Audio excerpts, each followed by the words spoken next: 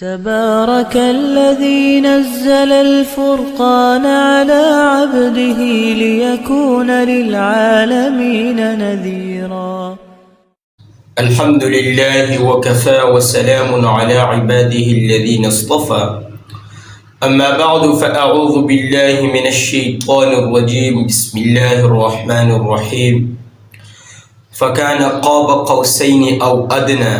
فأوحى إلى عبده ما أوحى. صدق الله العظيم. محترم مسلمانانو، د شوال مبارک میاشت شروع ده. د دې نسبت د نبی کریم صلی الله علیه وسلم د ژوند یو اهم باب سره دی. هغه نسبت دا دی چې دې کې واقعه معراج وی راغلی ده. آئی کی اختلاف تے دا علماء. حافظ ابن حجر رحمت اللہ علیہ فتح الباری کی لس اقوال لکلی دی فتفصیل سرا، لیکن مشہور قول دارے چو واقع معراج چکم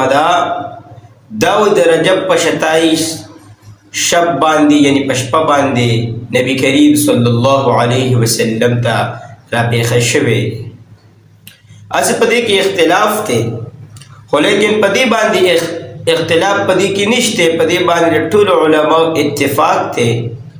چی دا واقعہ جرا پیخ شوی دا دا خدیجة الکبرى رضی اللہ عنہا دا وفات نپس او بیعت عقبہ دا غین مخ کے دارا پیخ شوی دا. پدی کی دا علماء اتفاق تے او نور دا دی پشپا کے دا دی پمیاش کی اختلاف تے دا علماء. او پدی پکار کے ہم اختلاف تے کہ سو کوئی دا پسویم کال سو کوئی پسویم کال نپدی کے اختلاف تے. اس محترمو دا عظیم واقعہ چی نبی کریم صلی اللہ علیہ وسلم ترا پیخ شوا دا دی شاعت ہم سب پس منظر دے او مخیطہ ہم دا دی سا حکمتو ندی. آغا با انشاءاللہ پر تفصیل سر بیانو و چلنبے مونگ دا واقع معراج بارے کی سوچ دا سو سنگ حل شویو او سنگ دا اللہ رب العزت نبی کریم صلی اللہ علیہ وسلم خپل ځان تا غختره جدا خبری لگ وضاحت سروکو دا بزمونگا پر ډیر فائدہ منی. محترمو دا واقع معراج چدا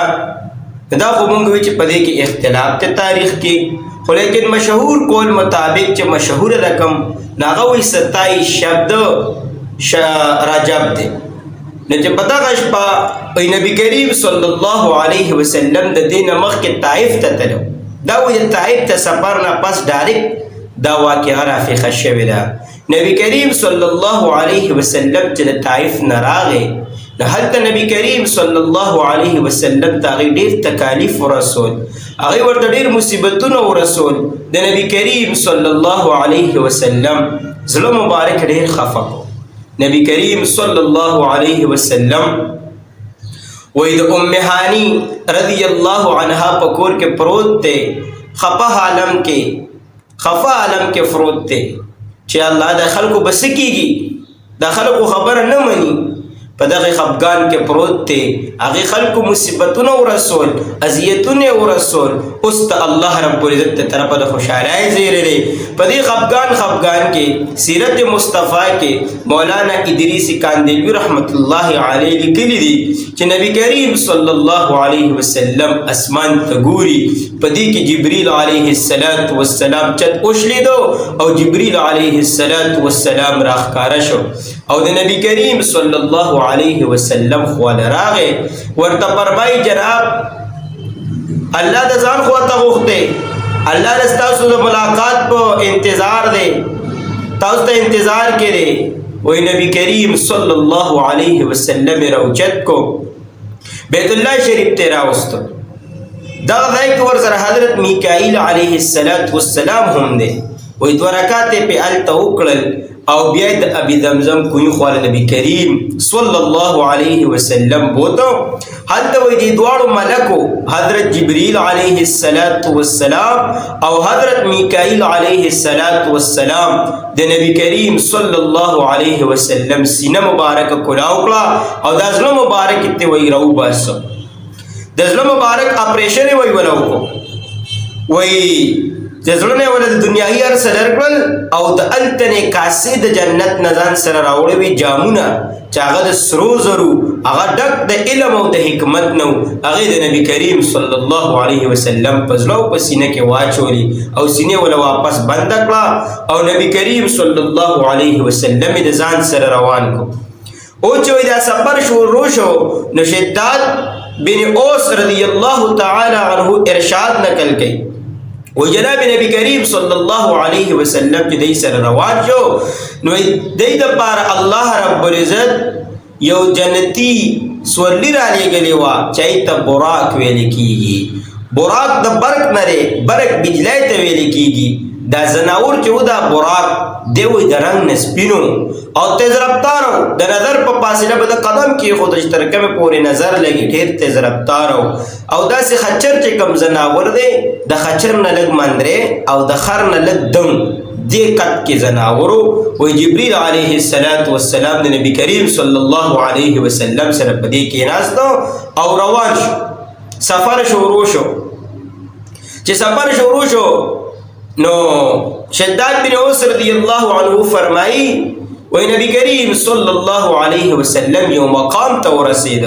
چې هلته تشت کجور باغونه دي و جبرئیل علیه السلام ورته کوشا دلته 2 رکعات وکړه و یلته نبی کریم صلی الله علیه وسلم کوشو او 2 رکعات وکړه جبرئیل علیه السلام ورته فرمایي چې دا یسرب دی دې ته برستاسو هجرت کیږي تاسو بر زندګۍ ډېر ایسه دلته هم تیروي دې نه پس بیا نبی کریم صلی الله علیه وسلم روان کو الته کوئی تور ته ورسیدل نبی کریم صلی الله علیه وسلم ته بیا جبرئیل علیه السلام فرمایي دلته کوشا دا مقدس ځای دی هغه ځای چې کوم ځای کې به حضرت موسی علیه السلام د الله رب العزت سره براه راست خبرې اترې کولې ویلته په 2 رکعات وکړل بیا وی روان دی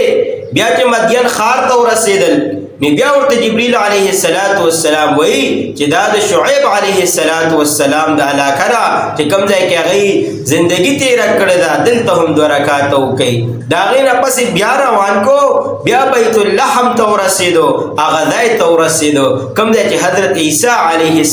السلام پیدایش شوی هلته په 2 رکعات وکړل دینه پس وی چې نبی کریم صلی الله علیه وسلم روان دی نیو ګډه خزه ورته اشاره کوي ورته راشه ما طرف ته پر یاد کوي جبرئیل علیه السلام ورته فرمای په دې نظر مساته ذات مخ کې دې نه مخ کې بیا یو بوډا ورته ناری وي بوډا ډېر پر یاد دی وي ما خو علی راشه جبرئیل علیه السلام نبی کریم صلی الله علیه وسلم ته عزت مخ کې دې نه پس یو درې پیغمبران ولر دي هغه ورته وایي السلام علیک یا اول السلام علیک یا آخر السلام علیک یا حاشر جبرئیل علیه السلام ورته فرمایي چې دایله جواب ورکا نو نبی کریم صلی الله علیه وسلم هغه له سلام جواب ورکو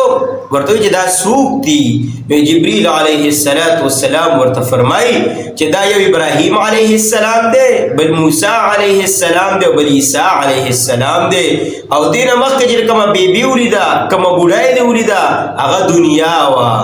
دنیا ته وګوره د ابتدان خو ته راغوختي ولیکن کته دی خو تللی وي د تاسو دل د دې د پاره خنو دا دنیا د پر دې د اکثر کمزور شوی چې دا بدلون ته کی عمر پاتې دی د دنیا دور ساعت پاتې دی دا چې دا بابا چې کوموري دا شیطان دی شیطان ځان خو ته بوتلی خو الله ته بچ کړي دینه پس نبی کریم صلی الله علیه وسلم د صحیح مسلم شریف حدیث ده چې نبی کریم صلی الله علیه وسلم په حضرت موسی علیه السلام تیریدو نو موسی علیه السلام په خپل قبر مبارک کې مزوم کو دا هم یو روایت ده دینا پس د بخاری او د مسلم شریف بل حدیث ته چاہے کہ ابن عباس رضی اللہ تعالی عنہ نقل کئی وہ نبی کریم صلی اللہ علیہ وسلم فرمایل چې زما ملاقات د موسی علیہ السلام سره وشو دا غیر پس می دجال مولیدو خازن نار یعنی هغه داروغه د جهنم مولیدو کوم چې د جهنم د دروازې مشربای چې دا غنو مالک ته د دې پس نبی کریم صلی الله علیه وسلم وی بیت المقدس ته ورسید بیت المقدس ته نبی کریم صلی الله علیه وسلم رسیدو نو دا پورا کې الته یو ګټ سره وتاړو هغه ګټ کې جبرئیل علیه السلام دوه ګوتې دانګ یا ګټ کولاو شو وی دا هغه ګټو چې د سره ټول انبیاء خپل ساوي تړلې دي خپل سوالای به تړلې یا ورته جبرئیل علیه السلام کولاو کو هغه سره نبی کریم صلی الله علیه وسلم دا خپل سورلی دا بورا وتړو نبی کریم صلی الله علیه وسلم دا حضرت جبرئیل علیه السلام سره یو ځای بیت المقدس ته دننه شو وجه بیت المقدس ته دننه شو التماو جبرئیل دو رکعات صلات تحیۃ المسجد وکړه صلات تحیۃ المسجد قیمتي موز دی په دې وجه پکار دی چې بنده جمعه ته مخ کیږي دو رکعات صلات تحیۃ المسجد کوي وای مونږ چې دا دوه وکړل دې نه پس وی دنیا خلق راغونډيږي راغون شو او سپونه جوړیږي اذان کو شو اقامت شو وای زو هم چې اوس په جمیلم سوک راضی نبی کریم صلی الله علیه وسلم فرمای وای دی چې جبرئیل علیه السلام صلی الله علیه وسلم مخ کې کړم امامت را باندې وکړو چې امامت شو امامت نه پس جبرئیل علیه السلام راته فرمایي چې دا ټول انبیا درته الله را جمع کړي دي دا ټول انبیا دي الله رب العزت ته سکړي امام الانبیا کړي او یو کتاب کې بل دام راځي سیرت مصطفی کې شیخ ادریس کاندیبی رحمت الله علیه لیکلي دي چې الله ول ټول ملکوم د اسمان را کوس کړو امام الملائکوم د نبی کریم صلی الله علیه وسلم امامتی جو شوا و ابراہیم علیہ السلام پاسے دو ابراہیم علیہ السلام پر فرمائے ټول انبیاء ته مخاطب شو چې دا پیژنئ دا نبی آخر الزمان دی چې ټول نه اوچته درجه ده دا دنیا تر مخه آباد ده او دی الله رب العزت نن زموږ د ټول امام کو دین پس نبی کریم صلی الله علیه وسلم د ټول انبیاء سره ملاقات کو او بیا دا سفر شروع کی نو اوس بیت المقدس د بیت الله شریف نه تر بیت المقدس چې کوم سفر دی دې ته علما اسراء وایي اوس د دین پس په معراج سفر شروع کیږي معراج اوس په شروع کیږي معراج وي د عروج نه عروج وي بلندای تا اوس په نبی کریم صلی الله علیه وسلم په بلندای ورزي نو روایت کې راځي او الله رب العزت ولا یو اندرم پایا راړه د جنت اندرم پایا و نبی کریم صلی الله علیه وسلم ته هغه خدا او نبی کریم صلی الله علیه وسلم پاغي ورختل شروع کړ اوس کتابونو کې راځي په دې کې اختلاف ته چې نبی کریم صلی الله علیه وسلم په بوراق ختللې او کله دغه شان ختللې نو کوئی چې په بوراق ختللې او سو کوئی چې نه بوراق یې ته وتړه پاتې شو بیا چې نبی کریم صلی الله علیه وسلم واپس وکړه د بیت المقدس د خپل ځای ته تللې او ډیر وجنوم په دې بوراق سره خطرې ممکن وي ډول دي وي دا هغه پوړای دا چې کله د انسان روح کبشي نو دا روحي هم په دغه سیړای برخیږي وي تاسو چې کله بنده ملکیږي د بره ګوري دوی د اندرم پای ته ګوري په دې باندې د روح بر اسمان ته خيږي وي د نبی کریم صلی الله علیه وسلم د پاره هم دغه اندرم پایا دغه سیړای راړه چې دا د زبرجد او د زمرودو نه جوړه قیمتي سیړای و نبی کریم صلی الله علیه وسلم په جبرئیل علیه السلام سره تک شروع کو اور رسیدل لومبی اسمان ته لومبی اسمان دروازه وټکول جبرئیل علیه السلام आवाज ورته کیږي تنه سوکي او سلر علی جبرئیل علیه السلام ورته فرمایي وې رضان سره مې مرا واستره محمد رسول الله صلی الله علیه وسلم الدن ورته جواب نه لاویږي د په خپل راغله کو بلل شوی جبرئیل علیه السلام ورته فرمایي بلل شوی الله غوښتره وې دروازه د اسمان ورته کولاو شو ملک ورته اهلا وسهلا ومرحبا وې دینه پس چې اسمان ته دنه شوم وې نو الته یو بابا ناشته سپینه ګیره دا وې جبرئیل علیه السلام راته فرمایي چې دا تاسو بابا دی حضرت آدم علیه السلام دی وې حضرت آدم علیه السلام سره زه ملاو شوم آدم علیه السلام ډیر خوشاله شو ورته چې السلام علیک یا ابن الصالح یا نبی الصالح په دې الفاظ را باندې سلام کو او ډیر خوشاله شو وې ګورم چې د حضرت آدم علیه السلام خې طرف ته خلک ناس دي او خلک ګز طرف ته و چې ښي طرف ته حضرت آدم علیه السلام وګوري نو په خندا شي او چې ګز طرف ته وګوري په ژړا شي.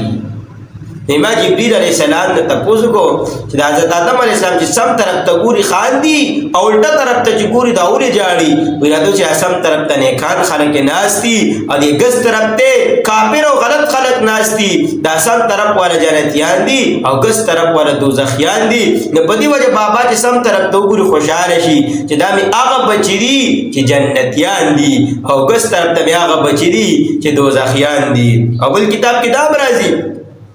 وی اللہ رب العزت سم طرف ته یو دروازه کولا او کړو چې نه بخستا وارات حضرت آدم علیہ السلام بخستا خاندل هغه ته خوشاله کېده با او دغه طرف نه بداسه وارات چې بدبودار بوا د جهنم اوا بوا وی دا آدم علیہ السلام به هغه مخصوص کړه په جړا بش. دغه شان دینه پس نبی کریم صلی الله علیه وسلم بیا په بر روان شو چې بیا په بر روان شو دویم اسمان ته ورسېدو. الته دروازه جبريل علیه السلام وټکولا